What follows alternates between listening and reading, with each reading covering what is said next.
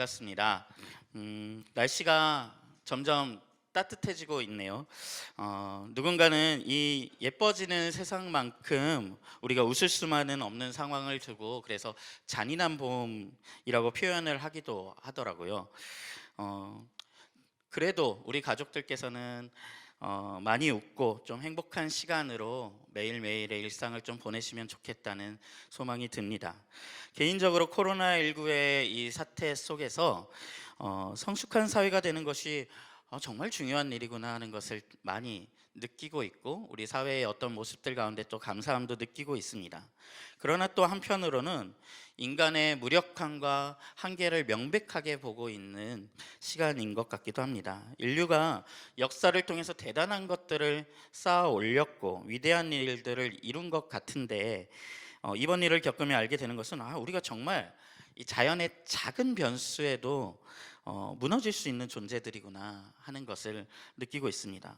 하나님 없이 살 수 있을 것만 같았는데, 물론 우리의 더 근본적인 인생의 어떤 의미들, 그리고 우리의 진리를 쫓아가는 성장들, 이런 것들에서는 하나님이 필요하다는 것을 알았지만 그래도 아주 기초적인 안전 정도는 하나님 없이도 될 것만 같았는데, 살 것만 같았는데 결코 그럴 수 없음을 느끼는 시간입니다.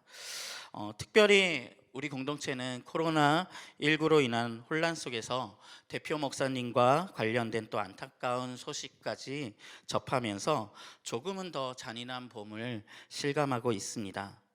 어떤 분들은 실제로 이런 상황 앞에서 불안감을 느끼시기도 하겠죠. 우리 공동체는 괜찮은가? 우리 공동체 정말 괜찮을까? 여러분, 우리 공동체의 안전이 어디서 온다고 생각하시나요? 많은 사람들은 교회의 안정감을 안정적인 재정, 탁월한 리더십, 교회의 탁월한 역량, 규모와 숫자, 이런 데서 안전을 찾을 수 있다고 생각을 합니다. 그런 느낌과 감각을 우리는 가집니다. 실제로 현대의 많은 교회들이 리더의 매력에 너무 큰 의존을 하는 것 같습니다. 재정적인 안정감, 탁월한 리더십, 이런 것들이 흔들리면 우리의 공동체는 위험해지나요? 정말로 그럴까요? 교회가 그냥 일반적인 조직이라면 이 말은 맞는 말일 것입니다. 그런데 교회는 매우 독특한 공동체입니다. 다른 어느 것과도 같을 수 없는. 그래서 그 안전함 역시 다른 곳에서 찾을 수밖에 없습니다. 교회의 안전함은 어디서 올까요? 우리는 우리 공동체가 안전한가의 여부를 두 가지 질문을 통해서 확인해 볼 수 있습니다. 먼저 이 공동체가 안전한 토대 위에 놓여져 있는가라고 질문해야 합니다. 이 공동체가 안전한 토대 위에 놓여져 있는가? 지금은 일시적으로 문제없이 작동하고 있지만 그것이 만약에 지속될 수 없다면, 그 토대가 안전하지 않다면 그것은 안전하다고 말하기 어려울 것입니다. 그래서 우리는 우리 공동체가 안전한 기반 위에 서 있는지를 질문을 던져보아야 합니다. 두 번째로 던져야 할 질문은 이 공동체가 본래의 목적한 바를 지금도 여전히 이루고 있는가 질문해야 합니다. 이 공동체가 본래의 목적한 바를 지금도 여전히 이루고 있는가. 여러분, 모든 사물을 어떤 기기든 기계든 모든 것들을 그것이 괜찮은지 확인하려면 뭘 해야 하나요? 그게 잘 작동하고 있는지를 확인해야 합니다. 그것이 본래의 용도대로, 본래의 목적대로 잘 작동하고 있는가? 우리 공동체 역시 우리가 이렇게 함께 예배함과 살아감의 목적을 다시 한번 확인하고 그것을 잘 이루어가고 있는지를 확인함으로 통해서 우리가 정상적 궤도에 있는지를 확인할 수 있을 것입니다. 이 질문을 나의 인생에도 적용해 볼 수 있겠죠. 내 인생은 안전한 토대 위에 놓여져 있는가? 내 인생의 본래의 목적한 바를 이루어가고 있는가? 이 질문에 대답이 될 수 있는 성경 속 한 장면을 살펴보고자 합니다. 본문을 함께 읽고 이야기를 이어가겠습니다. 우리 마가복음 4장 35절부터 41절의 말씀을 우리 함께 읽도록 하겠습니다. 함께 읽겠습니다. 그날 저녁이 되었을 때 예수께서 제자들에게 말씀하셨다. 바다 저쪽으로 건너가자. 그래서 그들은 무리를 남겨두고 예수를 배에 계신 그대로 모시고 갔는데 다른 배들도 함께 따라갔다. 그런데 거센 바람이 일어나서 파도가 배 안으로 덮쳐 들어오므로 물이 배에 벌써 가득 찼다. 예수께서는 고물에서 베개를 베고 주무시고 계셨다. 제자들이 예수를 깨우며 말하였다. 선생님, 우리가 죽게 되었는데도 아무렇지도 않으십니까? 예수께서 일어나 바람을 꾸짖으시고 바다더러 고요하고 잠잠하여라 하고 말씀하시니 바람이 그치고 아주 고요해졌다. 예수께서 그들에게 말씀하셨다. 왜들 무서워하느냐? 아직도 믿음이 없느냐? 그들은 큰 두려움에 사로잡혀서 서로 말하였다. 이분이 누구이기에 바람과 바다까지도 그에게 복종하는가? 사실 이 교회라는 공동체는 그 출발부터가 안정적인 토대 위에 놓여져 있지 않은 것처럼 보이는 모험입니다. 성경 속 교회에 대한 가장 대표적인 비유 중 하나는 머리와 몸의 비유입니다. 에베소서 1장 22절과 23절을 우리 한번 같이 읽어볼까요? 시작. 하나님께서는 만물을 그리스도의 발 아래 굴복시키시고 그분을 만물 위에 교회의 머리로 삼으셨습니다. 교회는 그리스도의 몸이요 만물 안에서 만물을 충만케 하시는 분의 충만함입니다. 골로새서 1장 18절에서도 이렇게 말합니다. 그분은 교회라는 몸의 머리이십니다. 이 두 본문은 모두 예수께서 머리이고 교회가 그 예수의 몸임을 말하고 있습니다. 여러분, 이 비유를 생각해 보면 서로의 힘듦이 당연해 보입니다. 여러분, 머리와 몸이 따로 노는 것은 굉장히 괴로운 경험입니다. 지금 가끔 심하게 운동을 하고 나서 다음날 근육통으로 인해서 몸이 마음대로 움직여지지 않을 때 우린 참 큰 불편을 경험합니다. 그거 생각보다 굉장히 힘들거든요. 계단을 발명한 사람들을 막 저주하고 싶고 막 이런 기분을 느껴보셨죠? 우리를 주님의 몸으로 삼아주신 것은 우리에겐 매우 영광스러운 일이지만 예수님의 입장에서는 굉장히 답답한 일일 수 있습니다. 요즘 제 아내가 임신 중이거든요. 임신 중인 아내를 보면서 임신이란 게, 입덧이란 게 이렇게 무서운 것이었구나 하고 경험하고 있습니다. 몸이 생각한 대로 반응해주지 않고 원하는 대로 따라주지 않는 것이 얼마나 큰 고통인지를 함께 경험하고 있습니다. 먹고 싶은 걸 물어봐도 본인도 모르는, 그리고 먹을 수 있을 것 같아 먹었는데 토하게 되고 또 잠도 제대로 못 자는, 이것이 먹고 싶다고 해서 준비를 했는데 금방 못 먹게 되는 일들이 벌어집니다. 더 큰 불행은 그 못 먹게 된 음식은 누구의 몫일까요? 네. 아내의 배와 함께 제 배가 불러가는 시간을 함께 보내고 있습니다. 그런 아내를 보면서도 주님은 왜 우리를 주님의 몸으로 삼는 이 무모한 모험을 하셨을까 생각을 해보게 됩니다. 주님만 힘드신 게 아니죠. 우리도 억울합니다. 반대편에 어려움이 존재합니다. 여러분, 머리에 인형탈 같은 거 써보셨나요? 제가 예전에 박물관에 방문했다가 그 왕관을 써볼 수 있는 체험이 있더라고요. 그래서 금으로 된 금관을 써봤는데 너무 무거운 겁니다. 그래서 거기 큐레이터들이 설명해 주시기를 그 왕들도 무거워서 잠깐씩만 썼다고 그러더라고요. 그러니까 머리가 무겁다라는 것은 몸에게는 큰 불편함, 괴로움입니다. 그런 말이 있죠. 국민들은 그들의 수준에 맞는 지도자를 가진다라고 하지요. 이것은 수준이 낮은 지도자를 선택하는 수준 낮은 국민들을 나무라는 말이기도 하지만 동시에 현실 속에서 왜 그런 일들이 실제로 일어나냐면 서로 수준에 맞는 게 편하니까, 그렇죠? 편하기 때문에 그런 일들이 일어나는 겁니다. 바로 우리가 경험하는 어려움일 수 있습니다.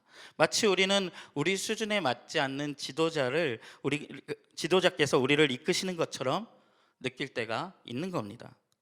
너무 높은 이상과 너무 대단한 일들을 우리를 통해 꿈꾸시는 건 아닌가.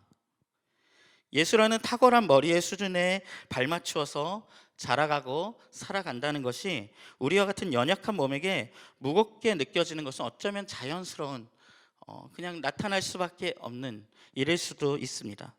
그러니 애초에 교회라는 것은 예수를 머리로 하고 우리를 몸으로 하는 수준 차이가 너무 커 보이는 두 존재의 연합입니다. 그러니 이것은 우리가 이전에 경험하지 못했던 조합이요, 이전에 없었던 모험입니다. 그러나 동시에 이것은 하나님의 회심의 설계도요 놀라운 계획이기도 합니다. 그렇다면 이 공동체는 이 모험을 어떻게 안전하게 성공할 수 있을까요?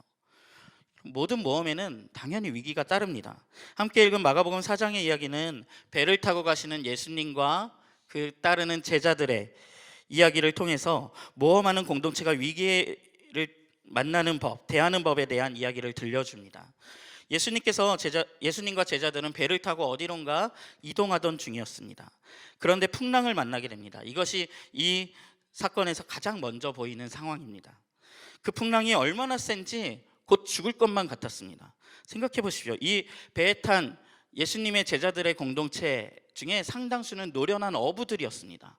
근데 그 어부들이 죽을 것 같다고 느끼는 위협은 정말 죽을 것 같은 풍랑이었을 것입니다. 제자들은 그 상황 속에서 주무시고 계신 예수님을 급히 깨웁니다. 마음이 급해서 원망의 말이 쏟아집니다. 선생님, 우리가 죽게 되었는데도 아무렇지도 않으십니까? 우리는 이 제자들의 마음에 이해가 가죠. 파도가 배 안으로 덮쳐 들어왔고, 성경이 뭐라고 하냐면 파도가 배 안으로 덮쳐 들어왔고 물이 배에 벌써 가득 찼다고 되어 있습니다. 우린 간혹 이렇게 생각합니다. 아니, 어떻게 예수님께서 함께 탄 배에 위기가 있을 수 있지? 여러분, 이 상황이 이상하십니까? 아니, 우리는 주님의 공동체인데 어떻게 이런 어려움을 만나지? 나는 하나님의 자녀인데 어떻게 이렇게까지 힘들죠? 그런데 이건 너무 오해입니다. 위기는 언제나 있습니다. 예수님의 공동체를 생각해 보십시오. 오늘 본문 속에서 예수님의 공동체는 풍랑을 만납니다. 세례 요한은 잡혀서 죽임을 당하기도 합니다. 예수님을 따르던 무리들은 배가 고파서, 성경이 뭐라고 하냐면 그들을 가리켜 목자 없는 양 같았다고 할 정도로 현실적인 경제적인 어려움과 허기를 경험하기도 합니다. 제자들의 공동체 내부에서 시기와 다툼과 경쟁이 일어나기도 합니다. 또 제자들은 예수님의 어떤 뜻들, 가르침들을 이해하지 못한 채 계속되는 실수, 오해, 의심, 그럼으로써 위기를 자초하기도 합니다. 오히려 예수님과 함께 한다는 것은 위기를 몰고 다니는 일인 것 같습니다. 아까도 말씀드렸지만 교회는 본질적으로 모험입니다. 세상 속에 살아가지만 세상에 속하지 않겠다는 모험이며, 여전히 연약한 모습인 우리가 예수님의 뜻을 드러내 보이겠다는 모험이며, 전혀 다른 우리가 함께 살아가겠다는 모험이며, 세상 일만 열심히 하며 살기도 바쁜데 이 땅에 하나님 나라를 세워보겠다는 모험이며, 사랑 없는 우리가 주님의 사랑을 드러내겠다는 모험입니다. 여러분, 지금 말한 것 중에 여기 어울리는 조합이 있습니까? 이 안 어울리는 조합들이 순간마다 위기를 맞이하는 것이 이상합니까? 바다에는 풍랑이 있는 법입니다. 오늘 풍랑이 어떻게 몰아칠 것은 예상할 수 없지만 바다에 풍랑이 있을 거라는 사실은 예상할 수 있는 사실입니다. 우리의 삶과 우리 공동체에 오늘 어떤 모습의 위기가 어떤 방식으로 찾아올지 우린 예상할 수 없지만 언제라도 위기가 있을 수 있다는 것은 충분히 예상할 수 있는 일입니다. 많은 사람들이 하나님을 받아들이고, 그래, 내가 너무 나만을 위해 살았어, 내가 너무 의미 없이 살았어, 이제 의미 있는 삶을 살아보겠어 라고 벅찬 출발을 했다가 생각처럼 따라주지 않는 삶의 모습과 마주치는 손해들, 반대와 저항들, 아무도 알아주지 않는, 선한 일을 하는데 아무도 알아주지 않아요. 지루한 일상이 반복되고 그러다가 닥쳐오는 삶의 위기들 앞에서 처음에 의지는 꺾이고 자신이 걷고 있는 길의 토대를 의심하고 위축되는 일들이 벌어집니다. 이것은 교회 안에서도 마찬가지입니다. 분립이라는 가치와 새로운 시도라는 도전 앞에 가슴뛰게 시작한 이 여정이 풍랑을 만나게 될 때, 불편들을 만나게 될 때, 생각지 못한 계획의 어그러짐을 만날 때 우리는 불안함을 느끼고 두려움 속에 잠기어서 방어적인 태도에 열중하게 되기도 하고 처음 출발했을 때의 마음을 잃어버리기도 합니다. 실제로 요즘 많은 목자님들께 공동체가 함께 모이지 못하는 이 상황은 굉장히 초조한 시간입니다. 우리 가족들이 모임의 동력을 잃어버리는 건 아닌지, 이렇게 오랫동안 이런 상태가 유지되어도 괜찮은 건지, 대표 목사님이라는 리더십이 부재한 이 상황이 지금도 그렇지만 시간이 흐를수록 우리에게 어떤 불안감을 가져올지도 모릅니다.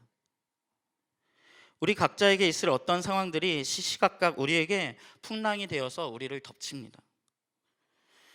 코로나의 위기가 길어질수록 괜찮았던 가정들 가운데 경제적 어려움도 가중될지 모릅니다.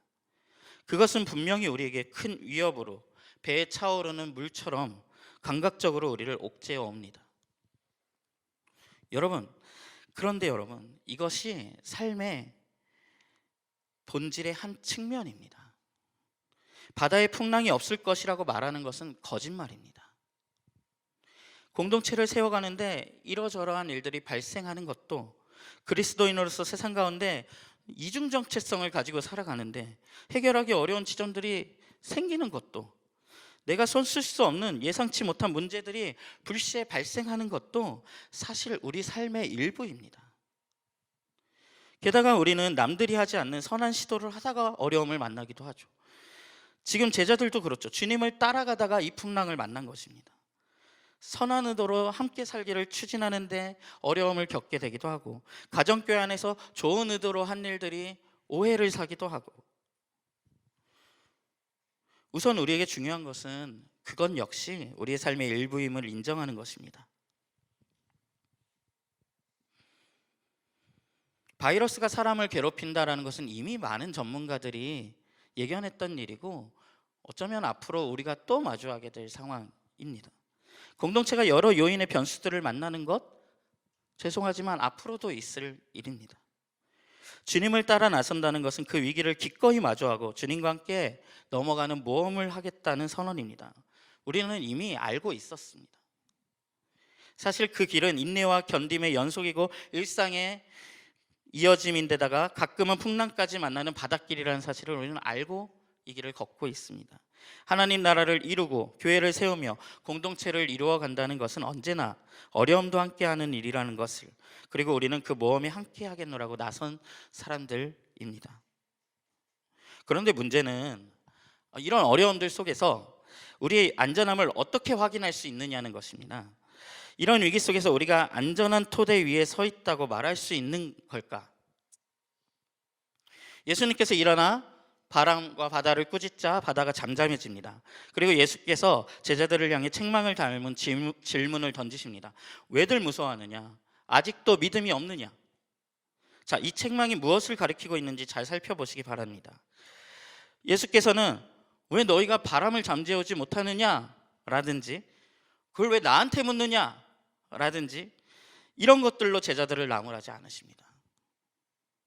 그럼 제자들은 왜 예수님께 곱지 못한 소리를 들어야 했을까요? 이게 예수님을 깨워야 할 만큼 급박하지 않은 문제, 예수님의 잠을 깨운 것이 문제입니까? 배에 물이 가득 차게 됐는데 이것은 급한 문제죠. 문제를 그냥 방치하는 것, 이것도 옳지 않기는 마찬가지입니다. 우리는 지금 불어닥친 이 풍랑에 관심을 가져야 합니다. 그렇다면 왜들 무서워하느냐? 아직도 믿음이 없느냐? 이 말이 뜻하고 있는 예수님의 진의는 무엇일까요? 왜들 무서워하느냐? 예수님의 지적이 향하고 있는 것은 제자들이 가진 두려움이었습니다. 여기서 믿음이란 뭘 말하는 걸까요? 예수님에 대한 깊은 신뢰입니다. 믿음은 그냥 단순히 확신이 아니라 인격적인 신뢰를 뜻합니다. 예수님께서 우리에게 요청하시는 것은 바로 이 신뢰함입니다. 그런데 폭풍이 몰아치는 상황 속에서 두려움을 가지는 건 너무 자연스러운 반응이잖아요. 우리는 어떻게 이 배가 안전할 거라고 그것을 신뢰할 수 있습니까? 그 신뢰를 가능케 하는 토대가 무엇일까요? 성경은 이 신뢰의 키를 뭐라고 말하고 있을까요? 예수님과 제자들이 배를 타고 어디론가 이동하고 있는데 이 공동체는 항상 이런 이동을 멈추지 않았습니다. 그런데 그때마다 성경은 이 방향을 정하고 계신 분을 정확하게 보여줍니다. 우리 35절 말씀을 한번 같이 읽어볼까요? 35절 같이 읽어보겠습니다. 시작. 그날 저녁이 되었을 때 예수께서 제자들에게 말씀하셨다. 바다 저쪽으로 건너가자. 예수께서 제자들에게 바다 저쪽으로 건너가자라고 방향을 제시하시고 제자들은 따라갑니다. 이 배의 안전함의 토대는 이 배의 방향을 정하시는 분이 예수라는 데에 있습니다. 이것이 바로 핵심입니다. 교회는 우리의 각자의 원함이나 이상으로 방향을 정하는 공동체가 아닌 예수를 머리로 하여 그분이 이끄시는 곳을 향해 따라가는 공동체라는 거죠. 이것이 교회의 첫 번째 본질입니다. 그리고 예수가 머리라는 말의 의미이기도 합니다. 즉, 이 일의 방향을 정하시고 이끌고 계신 분, 우리의 머리가 되신 분을 기억하는 것이 신뢰의 핵심입니다. 다른 것이 아니라 그분을 신뢰하는 것입니다. 이 배가 안전할 것을 신뢰하는 것이 아니라 그분을 신뢰하는 것입니다. 이 일을 시작하고 행하시고 이루시는 분이 머리이신 예수라는 사실, 그것이 우리에게 가장 중요한 진리입니다. 그럼 이 배에는 선장도 있고 선원도 있었겠지만, 배에 탑승한 사람들이 갈릴리의 유능한 어부들이었지만 실제로 이 배를 이끌고 계신 분, 이 배를 안전하게 지켜주시는 이는 그들이 아니었습니다. 그 풍랑은 그들의 노련함과 경험을 뛰어넘는 것, 즉 그들에게 있어서 제어되지 않는 것이었습니다. 김영국 목사님을 비롯해서 제가 존경하는 목사님들께서 이게 교회를 세우신 이야기들을 해주시는 걸 듣다 보면 개인적으로 굉장히 신기했던 부분인데, 마치 한 사람의 고백처럼 공통적으로 꺼내시는 고백이 있습니다. 교회에 위기가 있을 때마다 무엇을 해야 하나? 무엇을 할 수 있지? 어쩌면 좋지? 라고 할 때 마태복음 16장 18절을 발견한 이야기입니다. 이렇게 말합니다. 나도 너에게 말한다. 너는 베드로다. 나는 이 반석 위에다 내 교회를 세우겠다. 죽음의 문들이 그것을 이기지 못할 것이다. 나는 이 반석 위에다 내 교회를 세우겠다. 주님이 하시는 말씀입니다. 베드로를 보고 교회를 세우라고 하신 다음에 잘해보라고 하시는 것이 아니라 주님께서 내 교회를 내가 세우겠다라고 말씀하시는 겁니다. 그래서 우리가 세워야 하는 줄 알았던, 제가 세워야 되는 줄 알았던 그 교회였는데 주님께서 내 교회를 내가 세우겠다라는 말씀 앞에서 우리는 자유함과 평안을 누립니다. 주님께서 우리의 교회를 세우실 때에도, 우리 공동체를 세우실 때에도 주님께서 주님의 교회를 그냥 우리의 경험, 우리의 노련함, 우리의 리더십에 맡겨버리시는 것이 아니라 주님의 교회는 주님께서 세우실 것입니다. 이것이 뭘 의미합니까? 우리 교회의 안전한 토대는 우리의 리더들이 얼마나 안정적인 모습을 보여주는가, 얼마나 탁월한가에서 비롯되지 않는다는 것입니다. 오늘 리더가 중요하지 않다는 말이 아닙니다. 우리는 앞으로 또 여러 리더들과 아름다운 동행을 할 것입니다. 리더와 잘 협력하는 일은 매우 중요한, 배워야 할 과제입니다. 그러나 우리는 정말 교회를 누가 지키시고 누가 세워가는지를 착각하면 안 된다는 것입니다.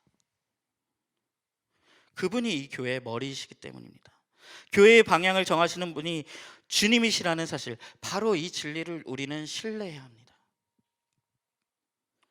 예수님과 우리, 머리와 몸을 잇는 핵심 연결고리가 바로 이 신뢰라는 고리입니다. 우리는 머리의 생각을 따라갈 수 없고 그분이 하시는 일을 다 이해할 수 없습니다. 그러다 보니 이 머리와 몸 사이에 신뢰의 문제가 매우 중요한 문제가 됩니다. 이 신뢰가 없다면 우리에겐 모든 상황이 두려움의 연속이고 공포스러운 상황일 것입니다. 하나님만이 주인이십니다. 예수께서 우리의 목자십니다.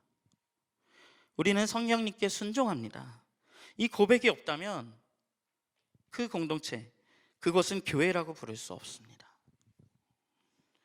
여러분, 이 신뢰라는 단어는 단순하지만 사실 이 신뢰라는 말 속에는 정말 다양한 층위와 깊이의 차이들이 존재합니다. 신뢰라는 단순한 말, 내가 누군가를 신뢰한다, 내가 너를 신뢰해 라고 말했을 때 그 단순한 말은 그 신뢰의 깊이와 그 차원을 다 드러내서 보여주지 못합니다. 예수님은 제자들에게서 신뢰와 불신을 동시에 보셨습니다. 생각해 보십시오. 제자들에게 믿음이 없었던 것이 아닙니다. 그들은 죽게 되자 예수님을 깨워서 왜 도와주지 않냐고 원망합니다.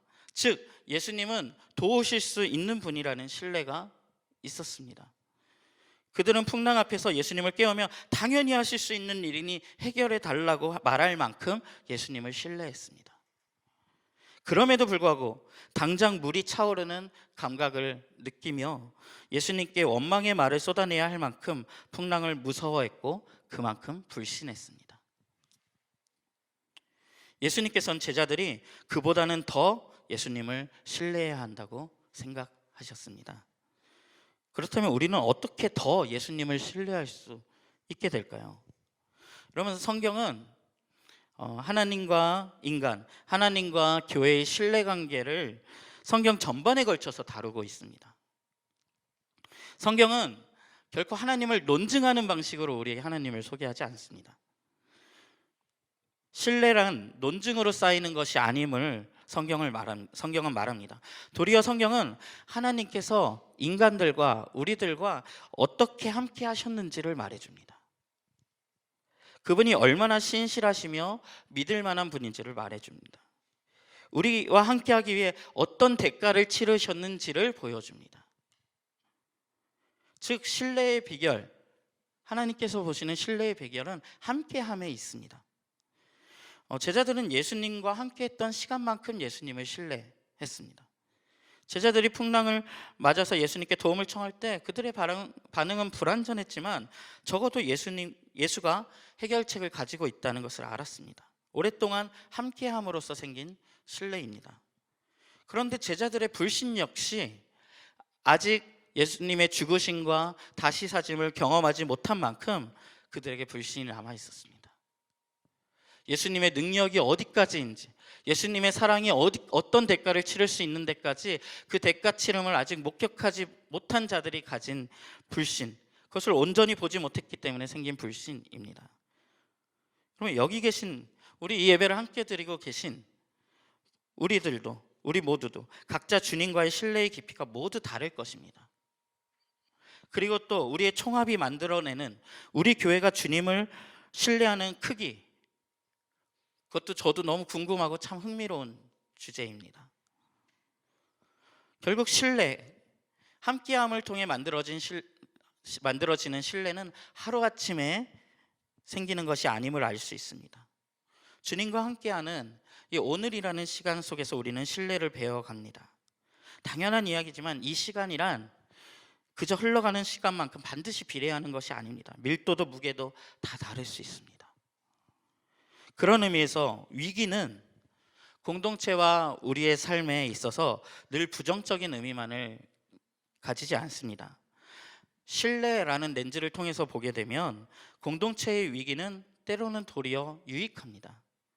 그러면 신뢰가 깊은 이들에게 위기는 그때도 역시 평안의 시간이겠죠. 신뢰가 얕은 이들에게 위기의 시간은 신뢰를 배워가는 시간일 것입니다.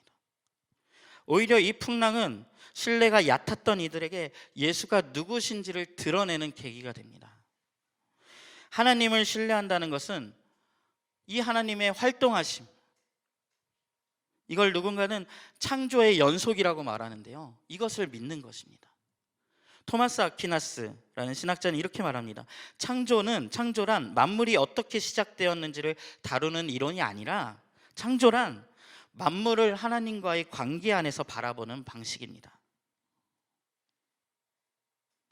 즉 창조란 처음 그때 한 번으로서 끝난 일이 아니라 우리가 계속 하나님과 관계하는 방식 속에서 계속해서 일어나고 있는 하나님의 활동하심이라는 것입니다.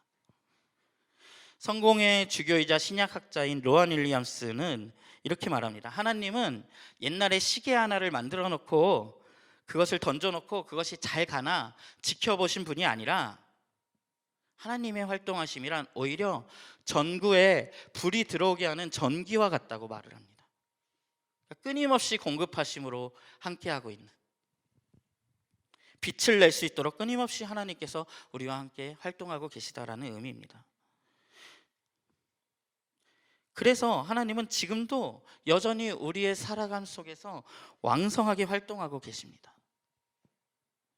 풍랑아 잠잠하라 라고 하신 말씀은 사실 특별한 일이 아니라 하나님께서 항상 하고 계신 일입니다. 풍랑이 일게도 하고 풍랑이 잠잠게도 하는 일, 풍랑을 다스리는 일, 그것은 하나님께서 항상 하고 계신 일입니다. 그것이 우리가 보이는 가운데 일어났을 뿐입니다. 풍랑의 사건을 보면서 우리는 그래서 기적을 보아야 하는 것이 아니라 지금도 이와 같은 활동함으로 우리 세계 가운데 일하고 계실 하나님의 손길을 보아야 합니다. 어떤 변화가 생기더라도, 어떤 변수가 발생하더라도 그것이 하나님의 목적을 따라, 활동하심을 따라 일어나고 있는 일이면 그것은 오히려 건강한 일입니다. 사랑하는 가족 여러분, 그렇기에 두려워할 것이 없습니다. 우리에게 주어진 시간들은 우리와 하나님 사이에 이 신뢰를 더욱 두텁게 쌓아가는 시간이 될 것입니다. 처음 질문으로 돌아가 봅니다. 우리 교회는 안전한가요? 우리는 주님과 함께 했던 만큼 주님을 신뢰할 것이고, 머리이신 주님, 이 교회를 세워가시는 주님, 내 삶 가운데 왕성하게 활동하시는 주님을 신뢰하는 만큼 이 토대가 안전하다고 느낄 것입니다. 그리고 사실은 우리의 느낌과 상관없이 주님은 우리의 교회를, 자신의 교회를, 주님의 교회를 세워가실 것입니다. 그것이 우리가 서 있는 토대입니다. 우리의 안전을 확인하는 두 번째 질문을 기억하십니까? 이 공동체가 본래의 목적한 바를 지금도 여전히 이루고 있는가? 우리 공동체가 부르심과 목적을 따라 잘 작동하고 있는지, 이것은 우리 공동체가 잘 서 있는가를 점검하는, 우리의 안전을 점검하는 매우 중요한 지표가 됩니다. 예수님과 제자들이 탄 그 배는 어디로 향하고 있었을까요? 오늘 본문에서 이 배가 향하고 있는 곳은 거라사라는 지역이었거든요. 이 거라사라는 지역은 유대인들이 사는 땅이 아니라 이방인들이 사는 땅이었습니다. 당시 유대인들은 하나님의 다스리심을 받는 사람들, 곧 자기들, 곧 유대인들, 그들만 은혜의 대상이라고 생각을 했었습니다. 그래서 이방인들을 매우 경멸하고 배척하는 문화를 가지고 있었습니다. 그런데 마가복음에서 예수님은 많은 시간을 이 이방 땅에서 보내십니다. 마가복음에서 이들의 배를 탄 이 여행은 6번이나 이루어집니다. 이 배가 어디로 갈까요? 이 6번의 배의 여행 동안 예수님의 그 제자 공동체는 이방 땅과 유대 땅을 계속 오고 갑니다.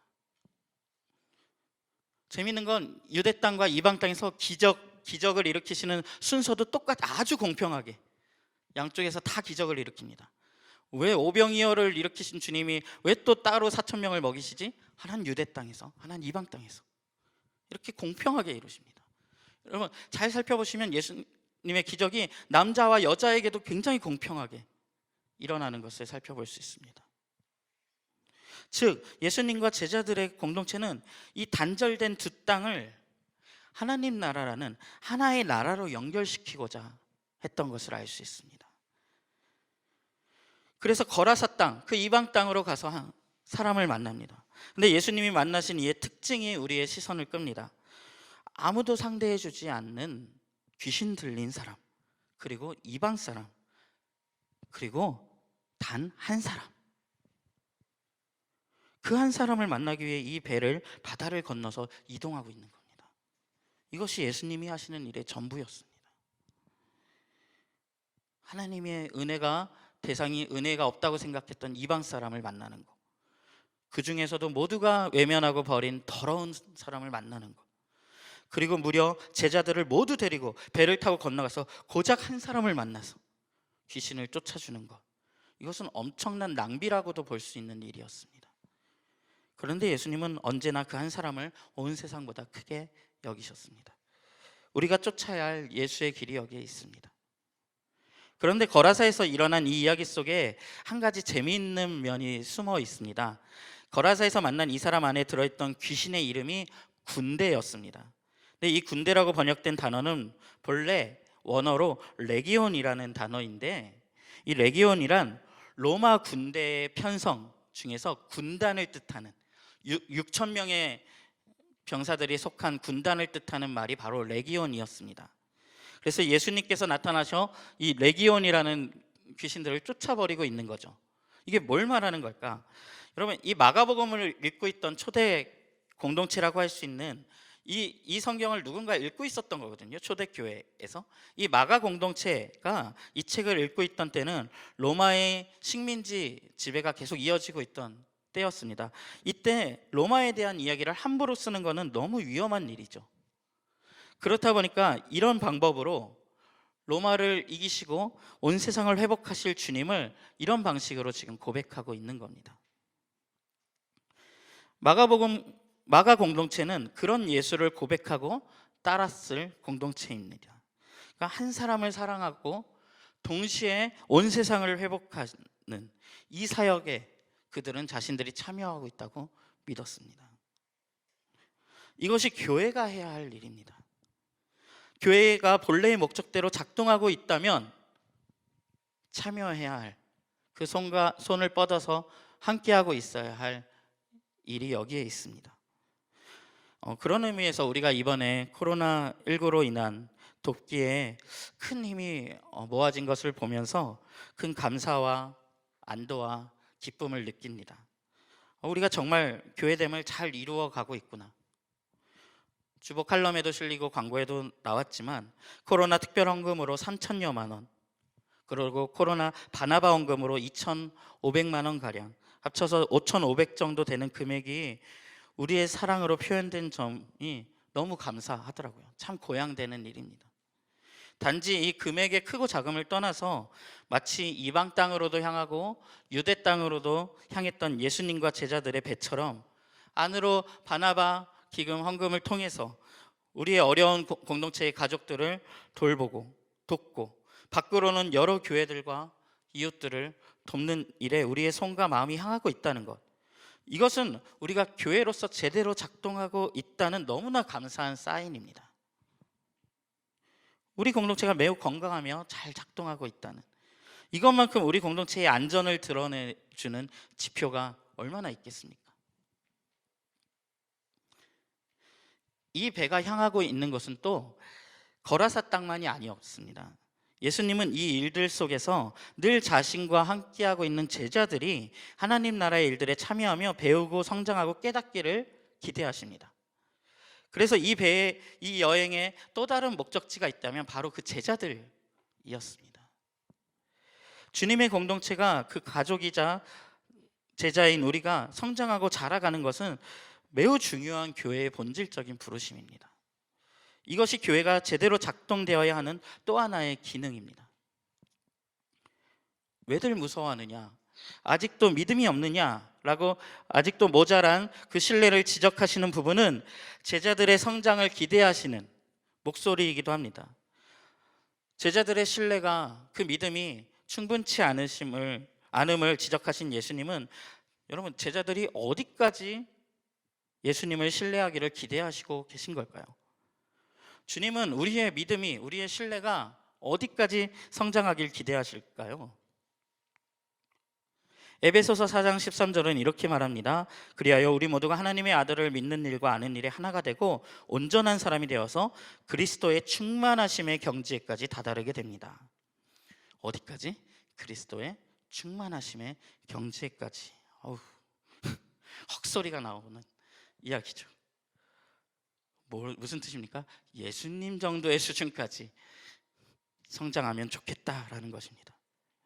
그런데 생각해 보면, 여러분, 주님과 우리가 머리와 몸이라면 몸이 머리에 걸맞도록 자라나는 것은 너무나 당연한 기대입니다. 주님께서 머리이신 당신과 몸인 우리가 멋진 콜라보레이션을 이루기를 기대하고 계신 겁니다.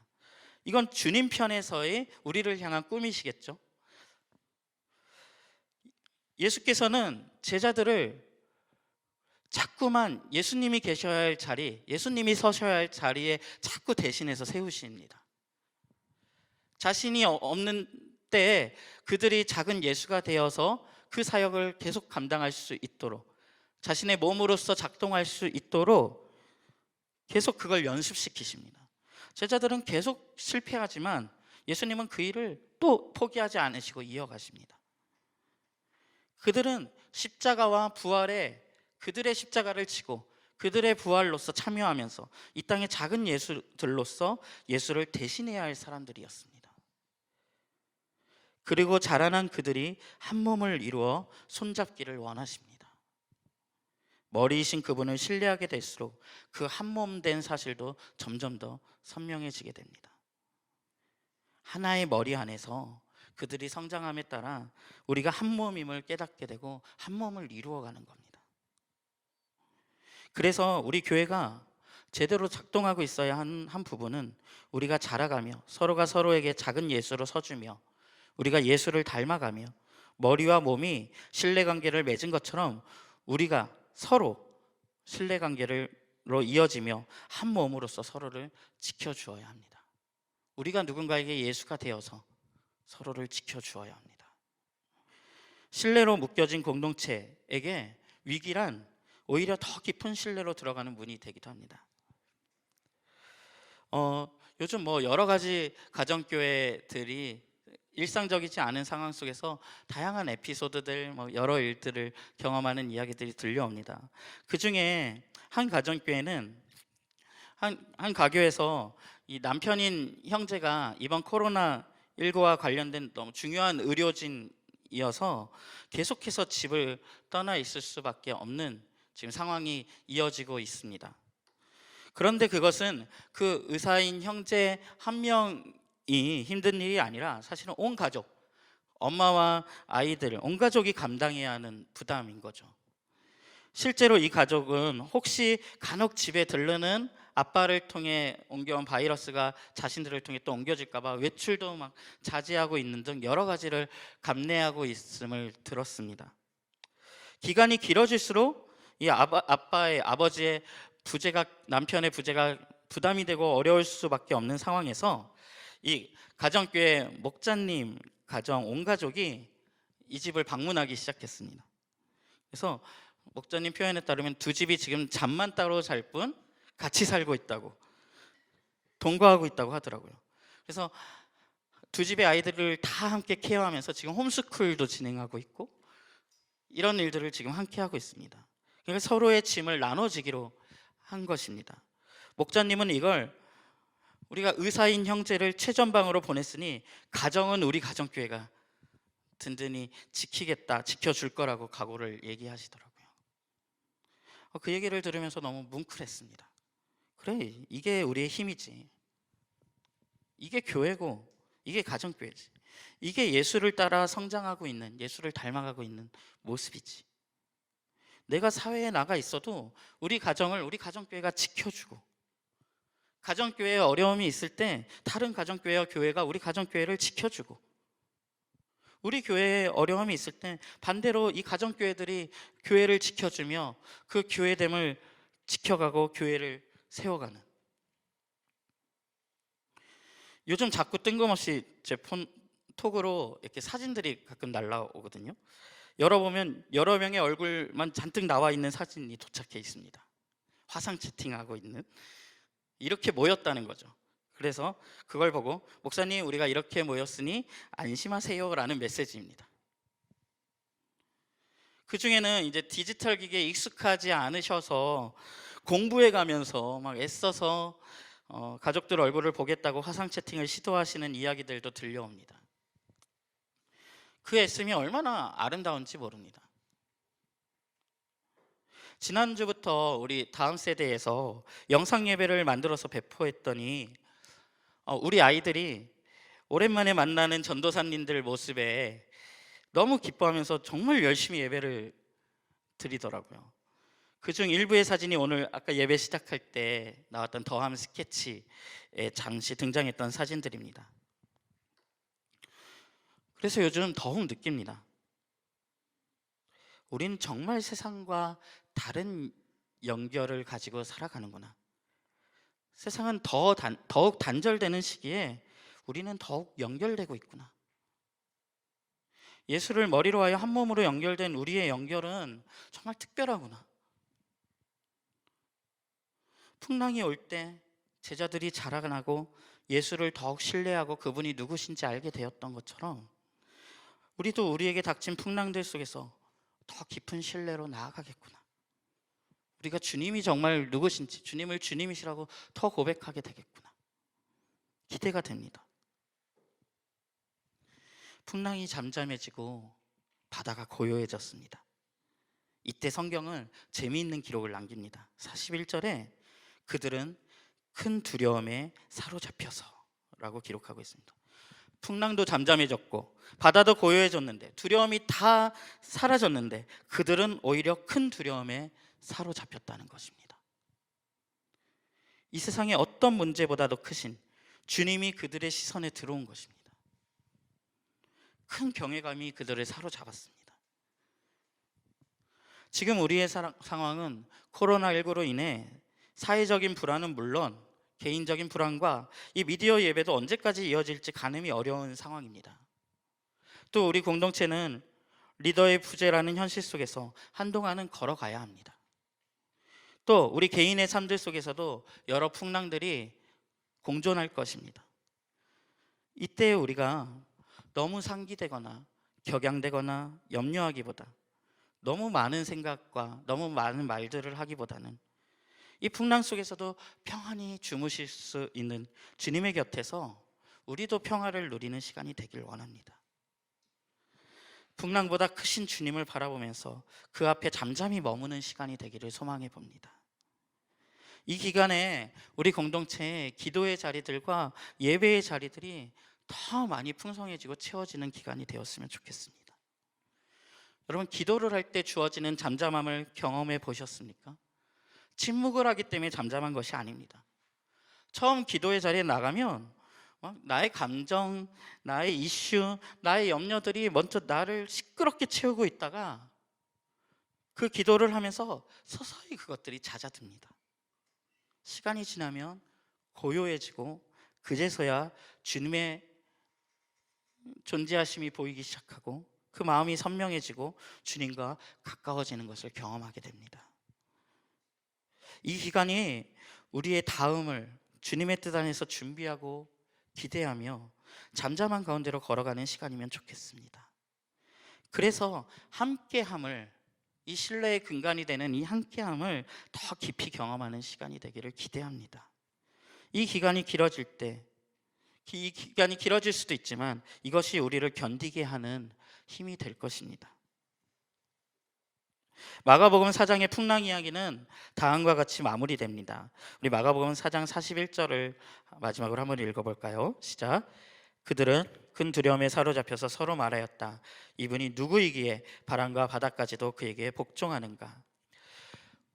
오늘 우리가 살펴보고 있는 이 사건, 이 본문은 이 본문만 잘라서 본다면 그 이야기의 마지막이 질문으로 끝나면서 열린 결말로서 마무리됩니다.